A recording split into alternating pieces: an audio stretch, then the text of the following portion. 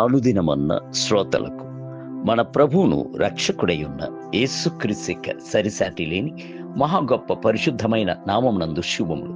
నేడు 2026 సంవత్సరము ఏప్రిల్ మాసము 13వ తారీఖు సోమవారం నాటి ధ్యానాంశము ఆలస్యము చేయుడు. హెబ్రీయులకు రాసిన పత్రిక 10వ అధ్యాయం 37వ వచనమందు, ఇక కాలము బహు కొంచెముగా ఉన్నది, వచ్చుచున్నవాడు ఆలస్యము చేయక వచ్చును. ఆలస్యము అనున్నది తట్టుకోలేని ఒక అంశమునై ఉన్నది. ఉద్యోగము దొరుకుటయందు ఆలస్యము అవుచున్నప్పుడు వాస్తవమునకు మనసు సొమ్మసిల్లుచున్నది. నాకు ఉద్యోగం దొరికినట్లయితే కుటుంబమునకు నేను ఆదరణగా ఉందునే. ఎల్లప్పుడూ నిందయును అవమానమును నన్ను చుట్టుముట్టుచున్నదే అని అనేకులు కాల్త చెందుచున్నారు. యుక్త వయసు దాటిన పిల్లల యొక్క వివాహము ఆలస్యం అవుటను తలంచి తల్లిదండ్రులు కన్నీరు విడుచుచున్నారు, కలత చెందుచున్నారు.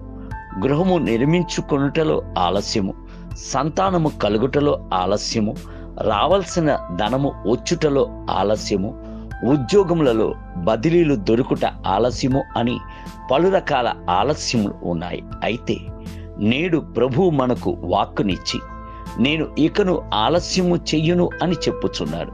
ప్రభు ప్రతి దానిని దాని కాలమునందు చక్కగా చెయ్యును.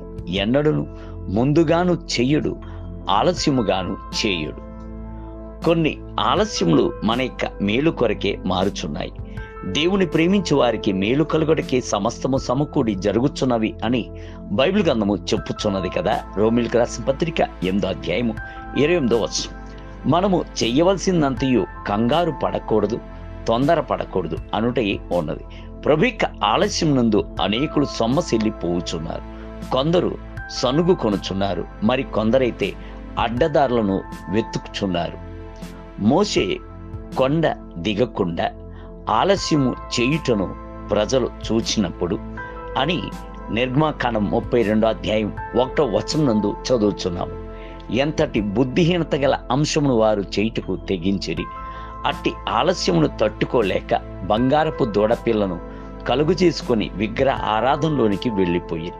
ఇందువలన ఇజ్రాయేలీల్లో పలు రకములైన ఘోర కృత్యములు జరిగిన, పలు వేదనకరమైన సంహారములు కలిగిన.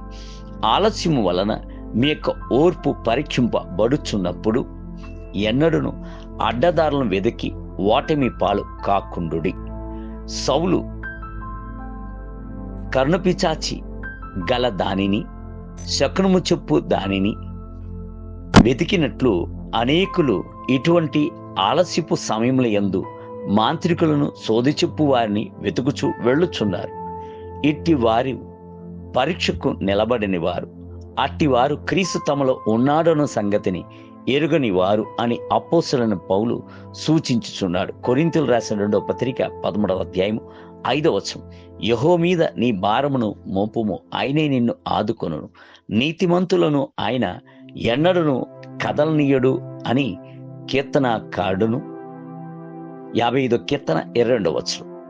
ఆయన మిమ్మల్ని గూర్చి చింతించుచున్నాడు గనుక మీ చింత యావత్తు ఆయన మీద వెయ్యుడి అని అపోస్తలుడైన పేతురును మనకు ఆలోచన చెప్పుచున్నారు. పేతురు రాసిన మొదటి పత్రిక 5వ అధ్యాయం 7వ వచనం. దేవుని బిడ్డలారా, కనిపెట్టుకుని ఉండేటువంటి అనుభవంలో మీ యొక్క మనసును తొందరపాటుకు చోటివ్వకుడి. విశ్వసించువాడు కలవరపడడు. యెషయా గ్రంథం 28వ అధ్యాయం 16వ వచనం. నేటి ధ్యానమునకై ఆ దర్శన విషయము నిర్ణయ కాలమున జరుగును, సమాప్తమగుటకే ఆత్రపడుచున్నది. అది తప్పక నెరవేరును. అది ఆలస్యముగా వచ్చును, దాని కొరకు కనిపెట్టుము. అది తప్పక జరుగును, జాగు చేయక వచ్చును. హబక్కూకు గ్రంథం 2వ అధ్యాయం 3వ వచనం. నేటి వేద పఠనము ఉదయము 1 సమూయేలు గ్రంథము 22, 23 మరియు 24 అధ్యాయములు. సాయంత్రము లూకాసు వార్త 12వ అధ్యాయం 1 మొదలుకొని 31 వచనములు. ప్రభు మిమ్ములను దీవించునుగాక. ఆమేన్.